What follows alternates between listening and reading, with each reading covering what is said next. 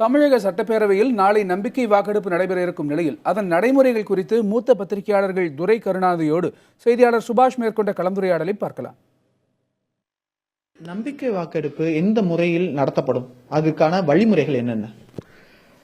தமிழக சட்டப்பேரவையில் 6 டிவிஷன்கள் இருக்கிறது. 6 பிரிவுகளாக இந்த 234 சட்டப்பேரவை உறுப்பினர்களும் அமர வைக்கப்பட்டிருப்பார்கள்.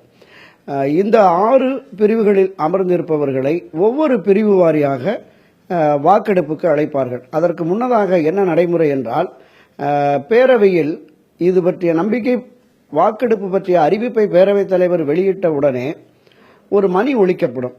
அப்போது வெளியிலே லாபியில், கேண்டீனில் அல்லது அவரது அறைகளில் இருக்கிற சட்டமன்ற உறுப்பினர் அனைவரும் வந்து பேரவை இருக்கைகளில் அமர்ந்து விடுவார்கள். இந்த மணி ஒலித்த 5வது நிமிடத்தில் பேரவையினுடைய கதவுகள் அனைத்துமே அடைக்கப்பட்டுவிடும். அப்போது பேரவையினுடைய செயலாளர் எழுந்து பிரிவு வாரியாக வாக்கெடுப்பை நடத்துவார். இது எண்ணிக்கணிக்கும் முறை என்று இந்த வாக்களிப்பு முறைக்கு பெயர். ஒவ்வொரு டிவிஷனும் உள்ள உறுப்பினர்களை எழுந்து நிற்க சொல்வார். எப்படி என்றால், இந்த ஆட்சிக்கு ஆதரவு அளிப்பவர்கள் எழுந்து நிற்கலாம் என்று சொல்லுவார். அவர்கள் எழுந்து நின்றவுடனே அவர்களுடைய பெயரை வாசித்து அதை குறிப்பிட்டுக் கொள்வார். அடுத்ததாக ஆட்சிக்கு எதிரானவர்கள் எல்லாம் யார் என்று ஒரு கேள்வியை எழுப்புகின்ற பொழுது அதற்கு எழுந்து நிற்பவர்களை பெயர் சொல்லி அதையும் கணித்துக் கொள்வார். அதற்கு அடுத்தாக நடுநிலையாளர்கள் யார் என்று கேட்பார்.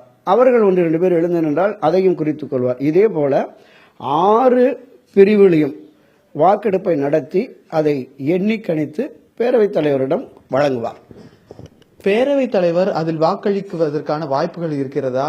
அவருக்கான நடைமுறைகள் இந்த வாக்களிப்புக்கு பின்னராக எப்படி இருக்கும்? அவருடைய பணி என்னவாக இருக்கும்? நம்பிக்கை வாக்கெடுப்பின் போது ஆதரவாளர்கள், எதிர்ப்பாளர்கள் இரண்டும் சரிசமமாக வருகின்ற பொழுது பேரவைத் தலைவர் விரும்பினால் ஆளுங்கட்சிக்கோ எதிர்க்கட்சிக்கோ தன்னுடைய வாக்கை அளித்து முடிவை அறிவிக்கலாம்.